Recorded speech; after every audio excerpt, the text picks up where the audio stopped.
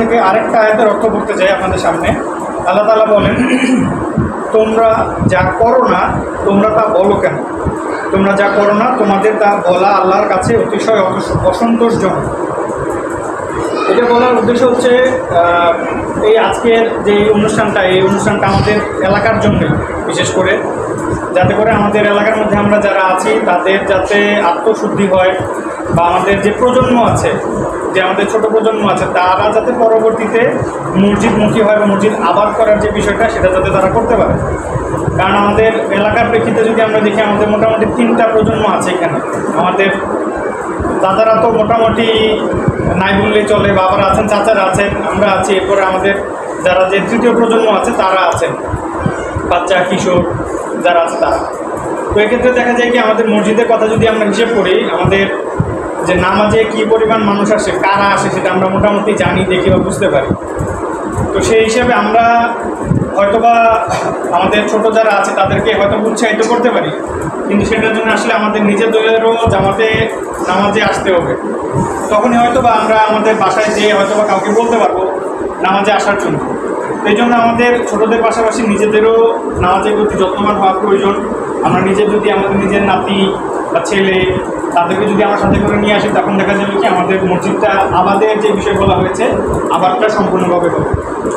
এ পর্যায়ে নামাজের গুরুত্ব সম্পর্কে আলোকপাত করার জন্য অনুরোধ করব আমাদের সম্মানিত অতিথি শাহানুর হোসেন, অর্থ সম্পাদক, ইসলামী পাঠাগার এবং সমাজ কল্যাণ পরিষদ।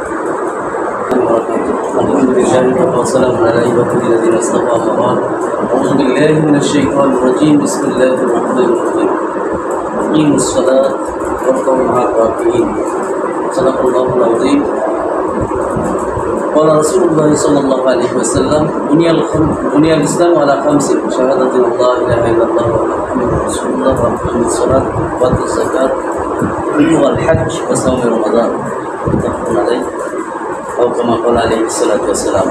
সম্মানিত পরিচালক, উপস্থিত মুসল্লিয়ান কিরাম এবং আমার সামনে উপবিষ্ট নব উজ্জীবিত ইসলামের সিপাহ সালার বৃন্দ, আমি সিপাহ সালার বলছি এই কারণে যে যখন আমাদের পিতামাতারা ঘুমিয়েছিল অথবা নামাজের জন্য বেখেয়াল ছিল, তারাই নামাজ মসজিদকে আবাদ করেছে এবং তারাই হচ্ছে প্রকৃত আহাল।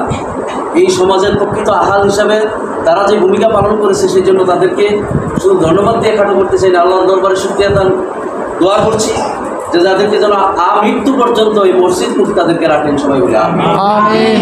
সম্মানিত ভাইরা, এই সালাতের গুরুত্ব এবং এটার তাৎপর্য শুধুমাত্র আল্লাহর ইবাদতের আখিরাতের যে সওয়াব সেটা না, সামাজিকভাবে এটার গুরুত্ব অপরিসীম। এই সালাতের মাধ্যমে একটি জাতি ঐক্যবদ্ধ হয়, একটি সমাজ ঐক্যবদ্ধ হয়, একটি গোষ্ঠী ঐক্যবদ্ধ হয়। প্রতিদিন যখন পরস্পরের মধ্যে সাক্ষাৎ হয় তখন এই সালাতের মাধ্যমেই হয় এবং এটা কার্যকরী হয়, একজন আরেকজনের খবর নিতে পারে। ফজরের নামাজের পরে যখন মুসল্লিরা ঘর থেকে বের হয়, কেউ কেউ অনুপস্থিত থাকলে কানাঘুষা শুরু হয়ে যায়, ওকে তো আসলো না, একজন বলে যে ও তো অসুস্থ, তখন এই মুসল্লিরাই তাকে দেখতে যায় বা মৃত্যুবরণ সংবাদ আসলে সেখানে আমরা চলে যাই।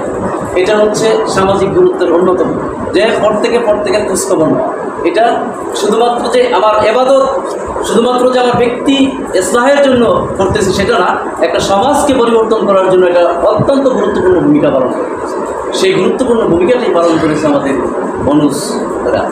তাদের এই কাজটা এবং আজকের যে উৎসাহিতকরণের জন্য যে অনুষ্ঠানের আয়োজনটা করা হয়েছে, এটা যদি সমাজের প্রতিটা অঞ্চলে প্রতিটা স্তরে স্তরে থাকতো, তাহলে আমার মনে হয় যে প্রত্যেকটা অঞ্চলেই এই বাচ্চাগুলি, এই শিশুগুলি, এই কিশোরগুলি এমনভাবে গড়ে উঠতো যে সেখানে আল্লাহ তাআলা বলছেন যে ইন্নাস সালাতা তানহা আনিল ফাহশাই ওয়াল মুনকার, নিশ্চয়ই নামাজ সমস্ত অশ্লীল এবং খারাপ কাজ থেকে বিরত রাখে। এই বিরত রাখার রাস্তাটা তৈরি হয়ে যেত।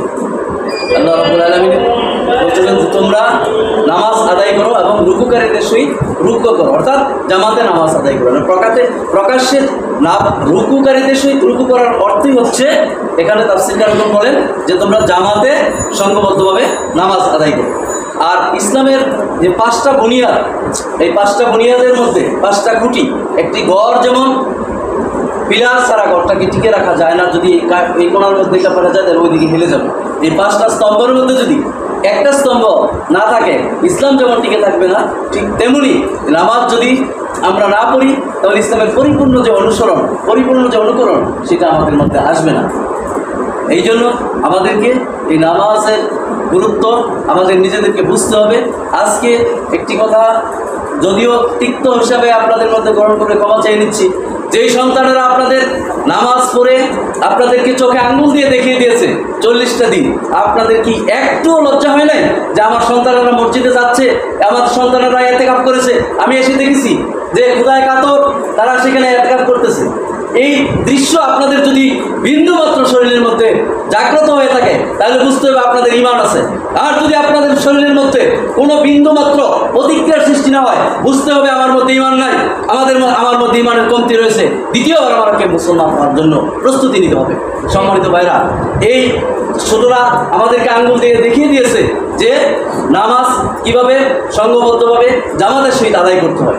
আপনার আজকে এই প্রতিযোগিতা আয়োজন করেছে শুধু পুরস্কারের জন্যই আসে নাই, পরবর্তীতে তারা এসেছে অভ্যাসগতভাবে। এই অভ্যাসগতভাবে যদি আপনারা ফ্যামিলি থেকে আপনারা নামাজি না হন, ভবিষ্যতে দেখা যাবে তারা জড়িয়ে পড়বে। আর এটার জন্য কালকে আমাদের ময়দানে আপনাদেরকে জবাবদিহি করতে হবে। সেই জন্য অভিভাবকদেরকে যে আল্লাহ রাসূল যে বলছেন যে তোমরা 10 বছর হলে, যখন 7 বছর হবে তখন তোমার সন্তানদেরকে নামাজের জন্য আদেশ করো, আর যখন 10 বছর হবে তখন প্রহার করো।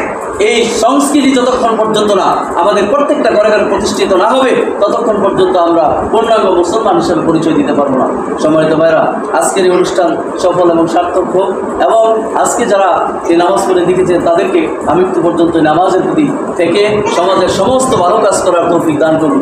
আমিন। আমার তৌফিক ইল্লা বিল্লাহ। আসসালামু আলাইকুম ওয়া রাহমাতুল্লাহি ওয়া বারাকাতুহু।